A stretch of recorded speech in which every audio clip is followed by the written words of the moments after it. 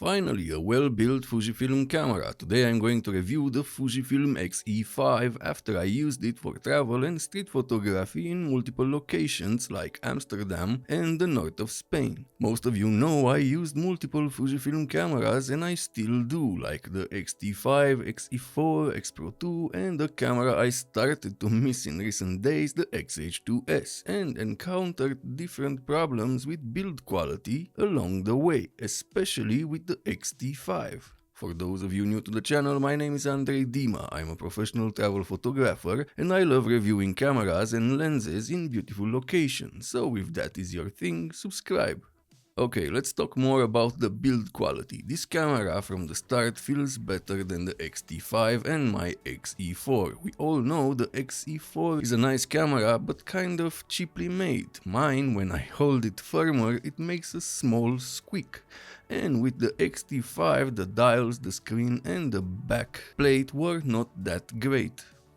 Not the case here, it's like they took inspiration from Apple's MacBook Pros. Yes, the top plate is super nice, feels premium, the dials are also nice, better than the ones on the X-T5, so a step in the right direction. Even the hot shoe cover is nice now and fits the overall design of the camera.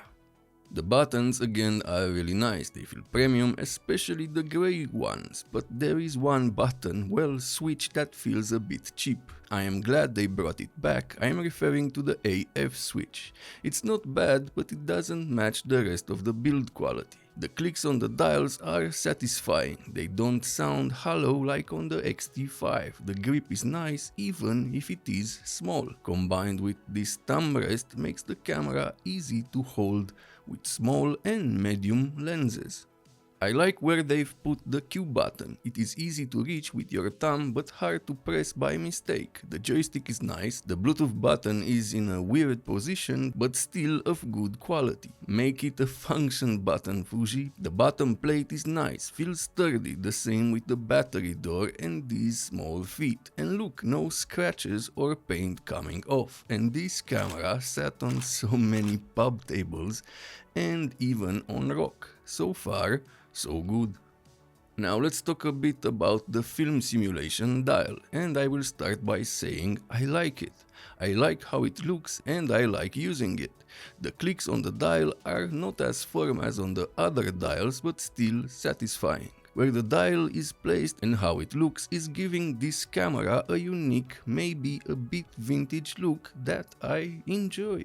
And a lot of people asked me about it because they said it looks cool. It is a nice conversation starter. Other than that, you have 3 positions you can customize, FS1, 2 and 3. The cool thing is when you switch to video, you can customize this for video without losing your photo settings. I am glad that we now have more customizable buttons. The X-E4 was a bit hard to customize because of its lack of buttons. Not the case with this one. I have enough buttons for everything I need and I will make a separate video about this soon because I don't want to make this video too long. The addition of the rocker is a good move in my opinion from Fuji. You can add multiple functions to it. It takes a bit of used to, short press, long press, but in the end it is nice to use. The back screen is bright enough and visible in bright conditions if you bump the brightness. I don't know what they did here, but it looks better than the one on the X-E4. The same with the EVF, it is a bit clearer. Still small but good enough. I also used it with glasses without a problem. I like the so-called gimmicky old-school viewfinder mode. Actually, because of its simpler design, I use the EVF more. Sometimes less is more. To activate the classic viewfinder mode, just short press the display back button to activate it. By pressing the button, you can toggle through the viewfinder options when you look through the viewfinder. And regarding the screen, I love how it fits the camera body, not like the one on the X-T5. The image quality is great. I love the 40 megapixel sensor. I used it for years in the X-T5, and if you put good glass in front of it and use Capture One, you get beautiful detailed photos that you can crop and print as large as you want. The low light performance and dynamic range the same as on the X-E5. Very good for an APS-C camera. If you have a good denoise software, because of the high megapixel count, you can get very good results close to some full-frame cameras.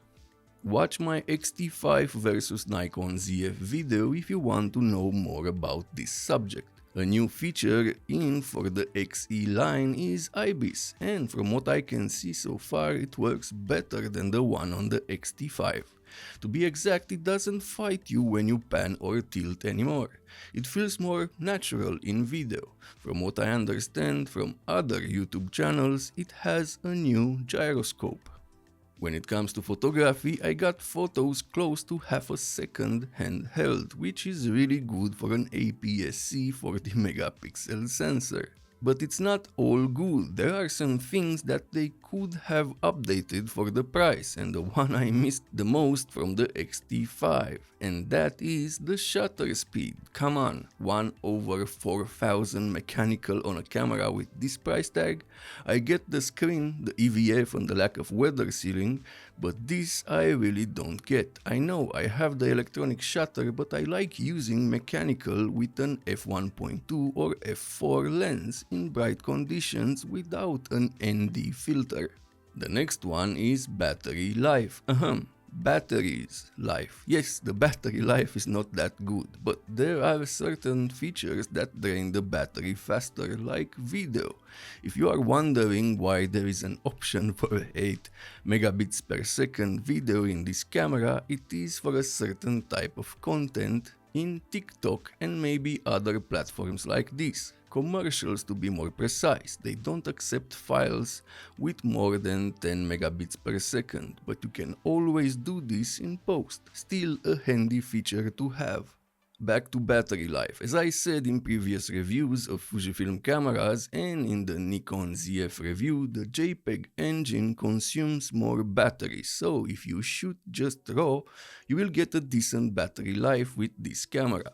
If you want to shoot RAW and JPEG plus some video, then these small rig batteries are your new friend. I love these because you can charge them through an USB Type-C port. No charger, less space, or you can charge multiple batteries at the same time, one in camera and the others on different chargers. Video specs are good, just like the X-T5, no open gate recording. This is such a Sony move. The video looks detailed, especially in 4K and 6K. I'm glad we still have the 4K DCI, a pretty capable camera for video. I got some really nice footage from Amsterdam with it in 4K 60. Autofocus is good for what I need when it comes to photography. It is just like the one on the X-T5. Maybe it is just me, but it seems a bit snappier, but it has the same issues in high contrast scenes, in photo and video, so not more to say about this subject.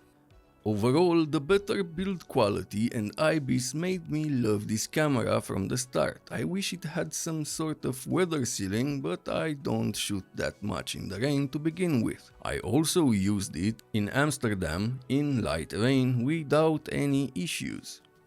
I think this is a step in the right direction from Fujifilm. You have to hold one to see how nice it feels in the hand. And this is what I wanted from a rangefinder camera, to be well built, and this delivered. I think it is a good camera for travel if you pair it with the right lenses. While it is not for everyone, it is going to make a lot of users happy. If this video was helpful, subscribe. This helps me grow the channel and make more videos for you to watch. Also, if you want to support the channel even more, use the links in the description at no extra cost to you. Thank you for watching. See you next time.